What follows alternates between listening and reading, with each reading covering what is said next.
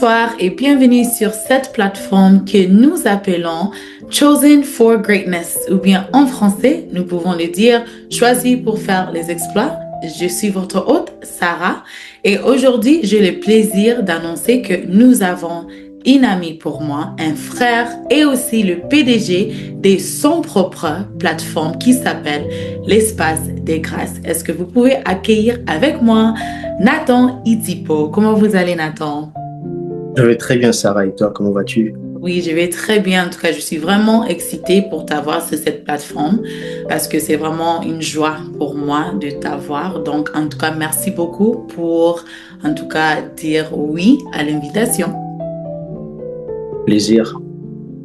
Donc, nous avons commencé parce que pour moi, Espace de Grâce, c'est tellement une plateforme qui est vraiment ça, vraiment bouleversé beaucoup de gens et corps du Christ aussi. Donc, d'où est venue la vision de Espace de Grâce?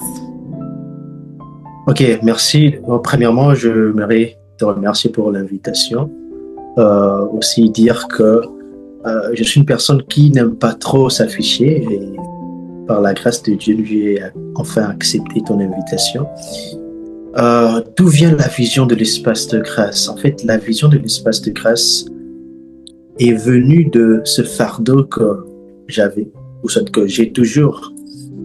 Vous voyez, lorsque nous devenons enfants de Dieu, lorsque nous croyons au Seigneur Jésus-Christ, Dieu nous donne une mission, il donne une responsabilité. Dieu veut de nous quelque chose, il attend quelque chose de nous. En fait, il veut que nous puissions pas rester enfants de Dieu, mais il veut que nous puissions faire autre chose. Et cette autre chose, c'est la mission qu'il nous donne.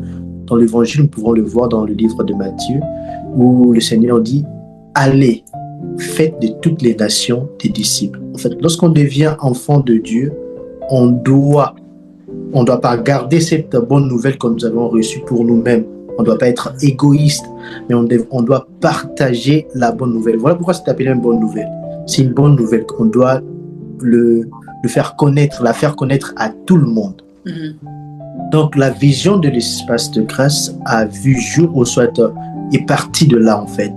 En tant qu'enfant de Dieu, je me disais comment est-ce que je vais parler de Jésus-Christ à d'autres personnes? Comment est-ce que je ne vais pas garder ce que j'ai reçu pour moi seul?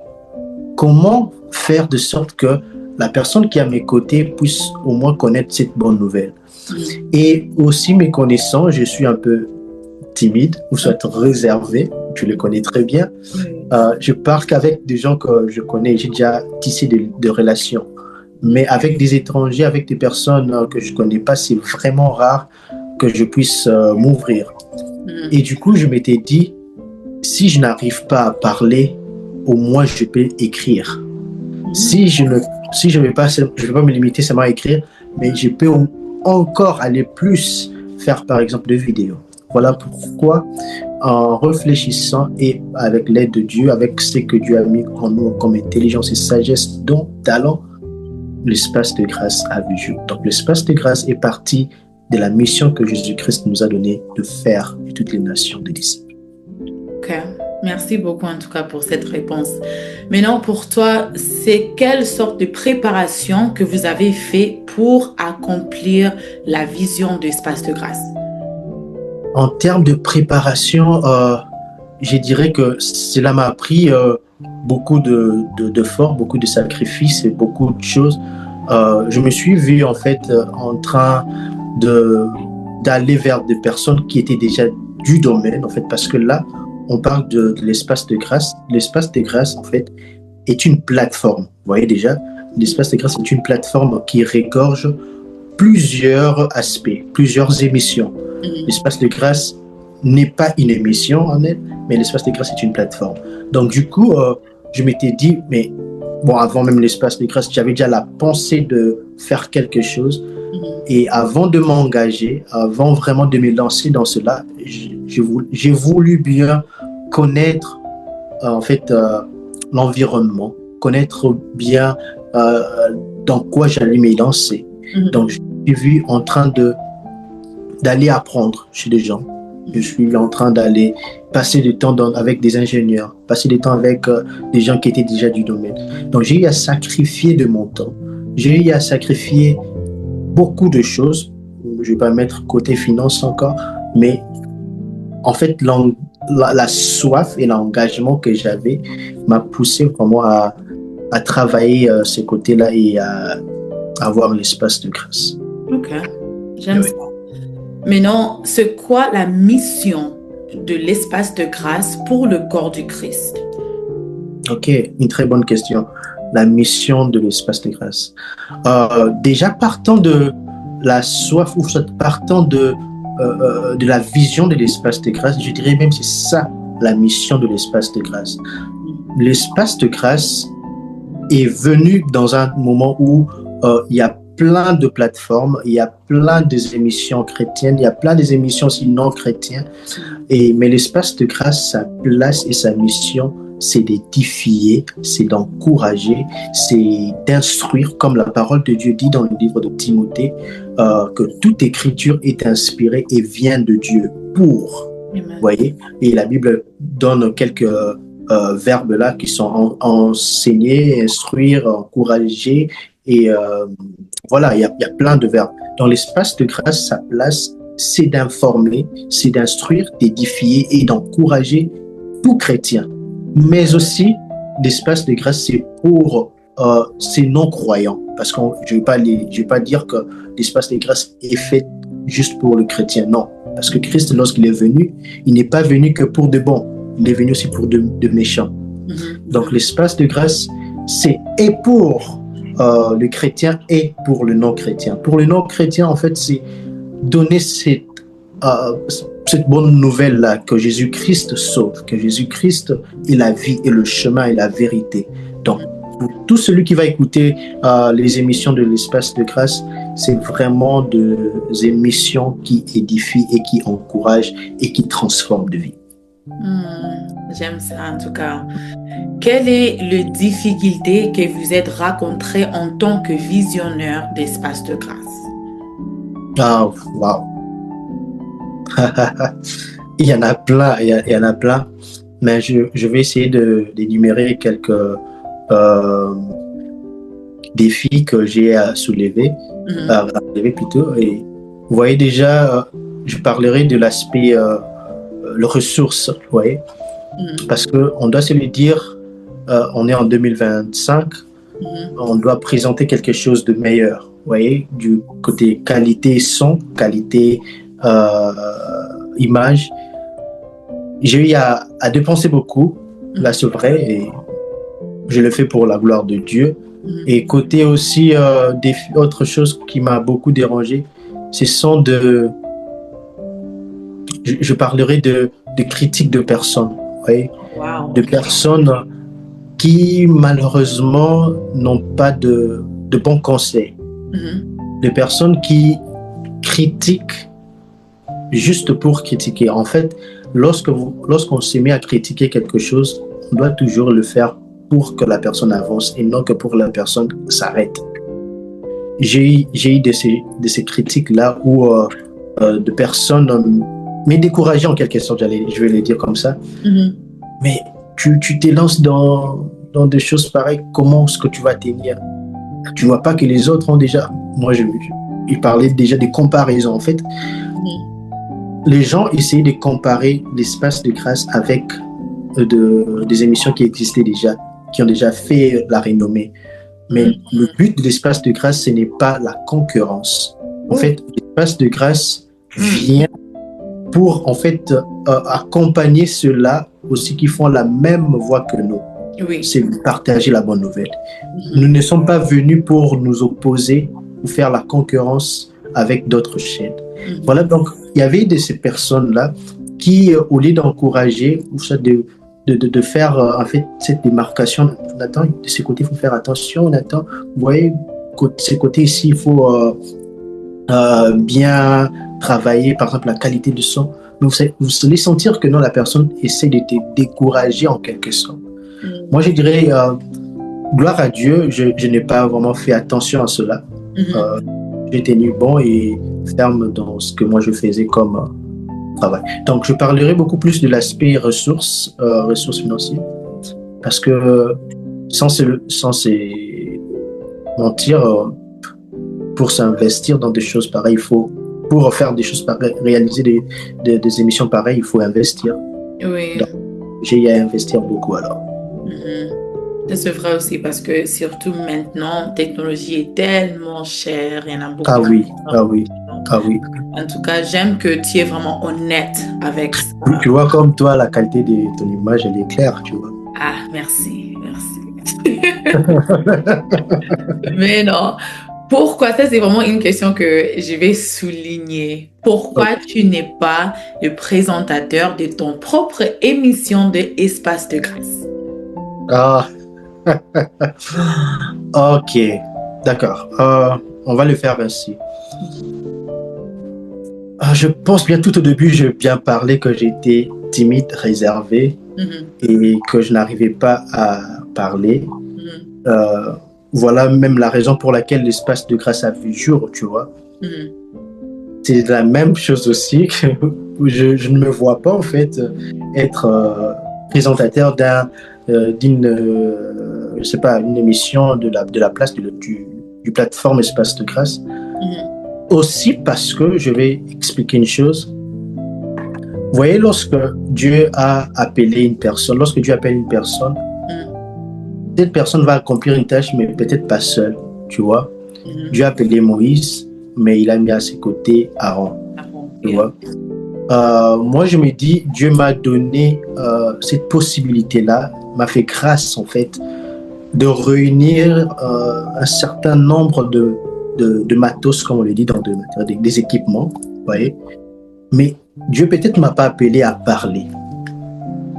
Dieu ne m'a peut-être pas appelé à être comme ça, là, tu vois, devant la caméra et partager quelque chose.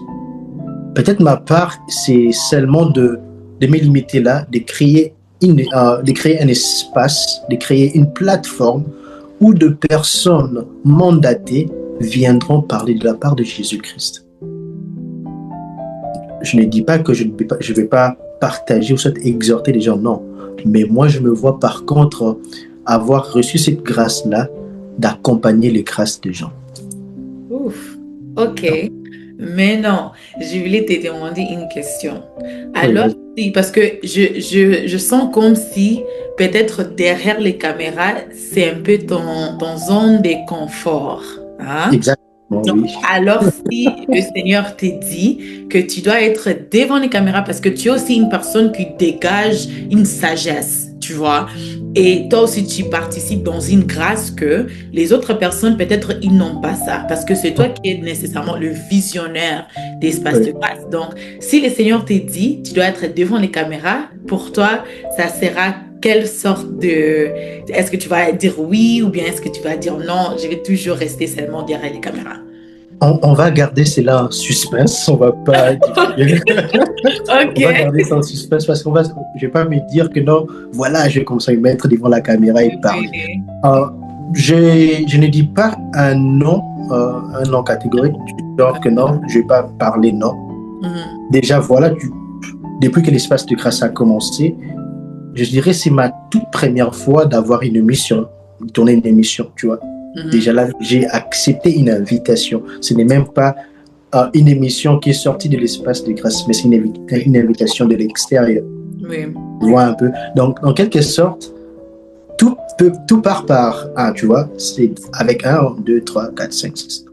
Pour le moment, je ne présente pas des émissions. Pour le moment, je suis derrière mes caméras. Pour le moment, je suis dans l'administration où je suis en train de coordonner en fait les choses, comment est-ce que les émissions doivent se passer. Ok, en tout cas j'aime ça.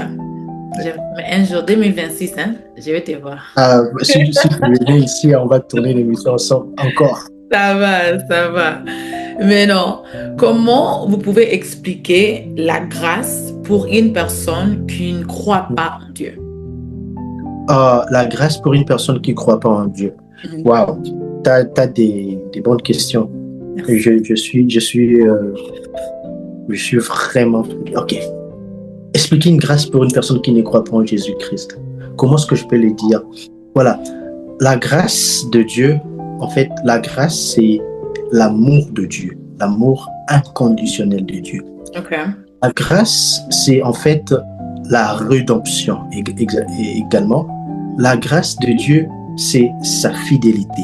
Vous voyez, je vais le dire avec des termes vraiment simples, parce qu'on parle là de non-croyants. Comment expliquer la grâce de Dieu? Nous savons tous que nous réveillons le matin, c'est pas par nos forces, tu vois. On se réveille le matin, c'est déjà une grâce de Dieu. Mais maintenant, pour expliquer à une personne la grâce de Dieu, c'est que tous nous sommes de pécheurs.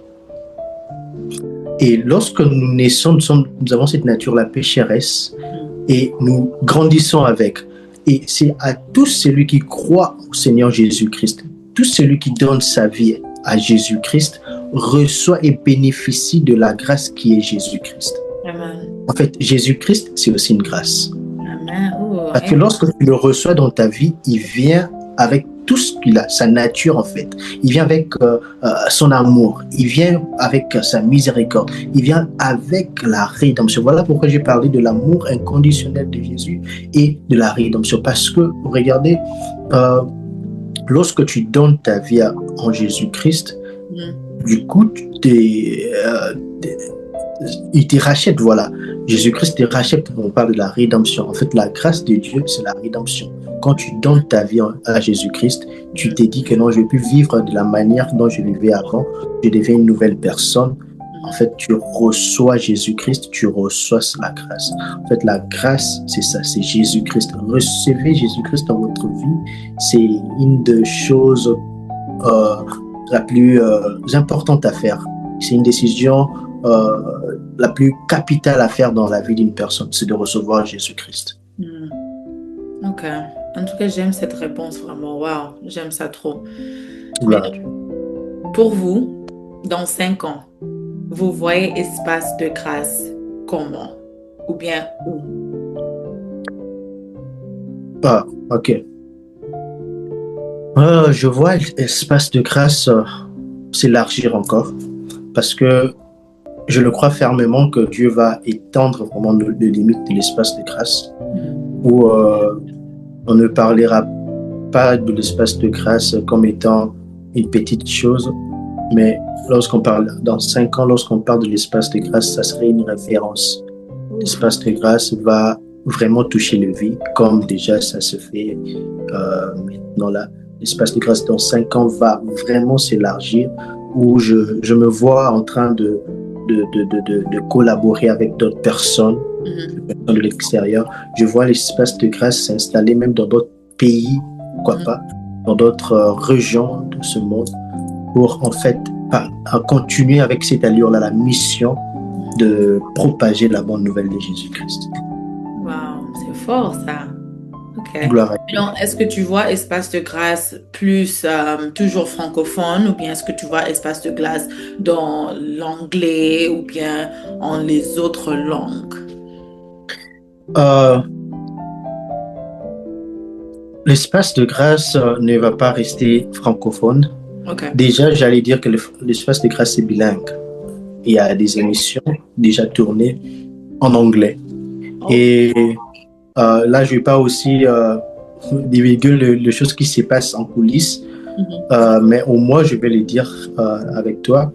Nous travaillons également, nous sommes en train de voir une potentielle collaboration avec nos frères du Mexique qui parlent l'espagnol, voilà, qui vont bientôt nous rejoindre afin de travailler et pourquoi pas gagner beaucoup de âmes dans ces milieux-là latins, des latinos, voilà.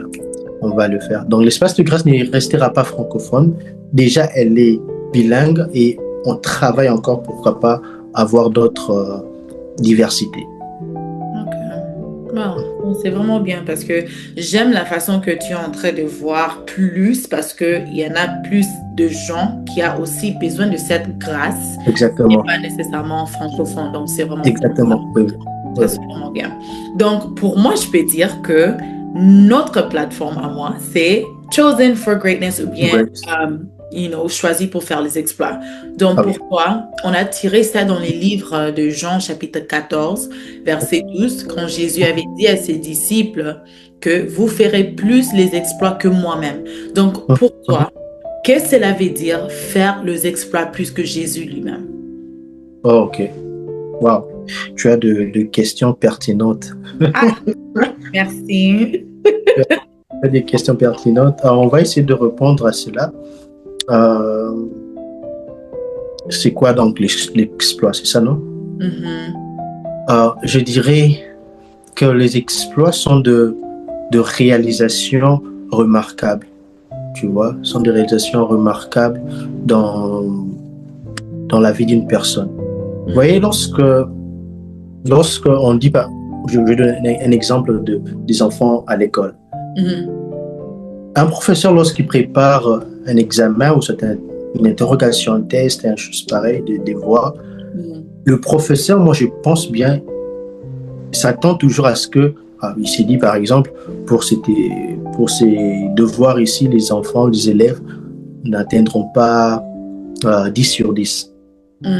Ouais, le minimum ou le maximum sera, ils auront 6 sur 10. Mais par surprise, il verra que non, il y a 2, 4, 5 élèves qui ont fait 10 sur 10.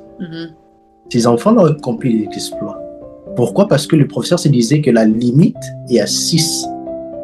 Mais lorsqu'il y a un élève qui a fait 10 sur 10, cet élève-là s'est démarqué des autres. Il a fait un effort. Donc pour moi, l'exploit, c'est réaliser quelque chose de remarquable. Réaliser quelque chose où les gens se disaient, non, ça c'est normal, c'est l'ordinaire, mais toi tu viens, tu fais plus que ce que les gens se disaient. C'est ça l'exploit. Lorsque les gens s'attendaient à quelque chose de moi, mais toi tu fais plus, c'est ça en fait l'exploit.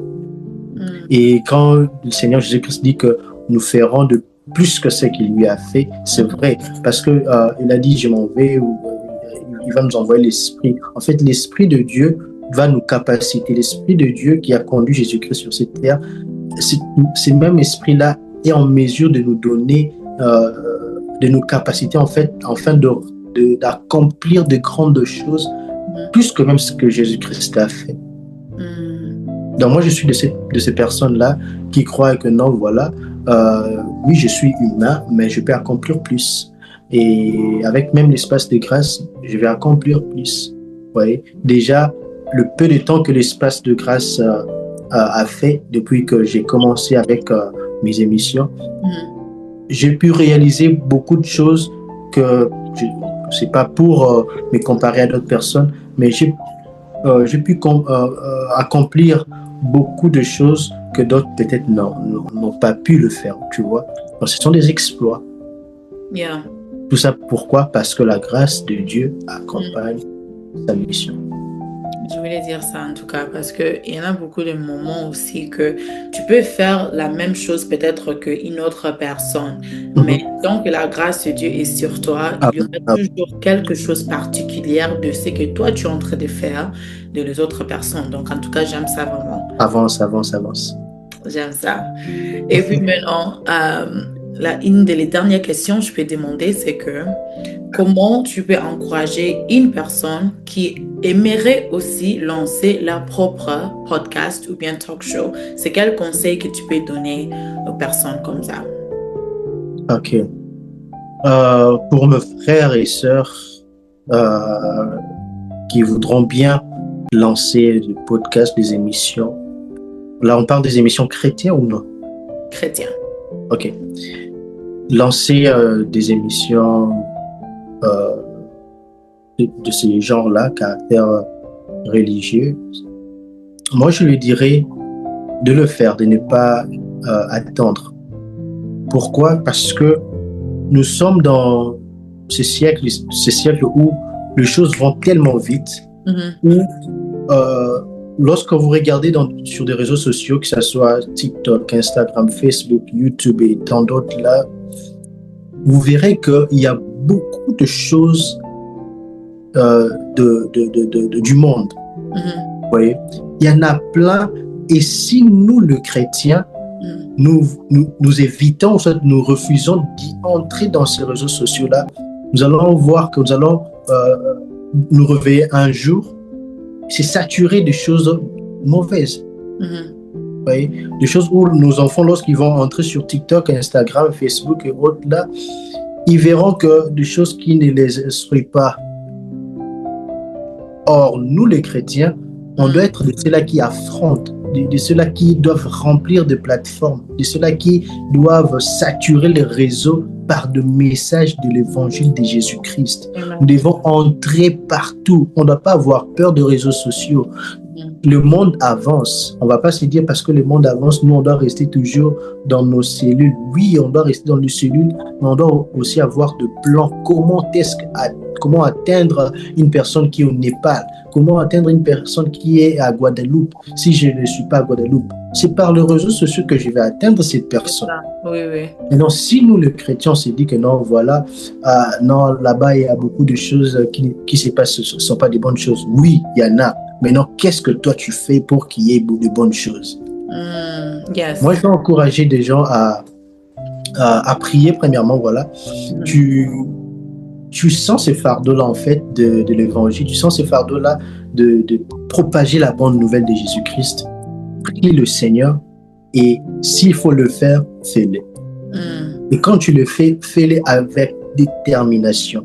Fais-le avec amour. Fais-le avec dévouement. Il ne faut pas le faire juste parce que tu veux faire la renommée. Non. Yeah. Parce que si ton objectif, le but de faire la mission est de faire la renommée parce que les gens doivent te connaître, bien aimé, là, tu passes carrément à côté.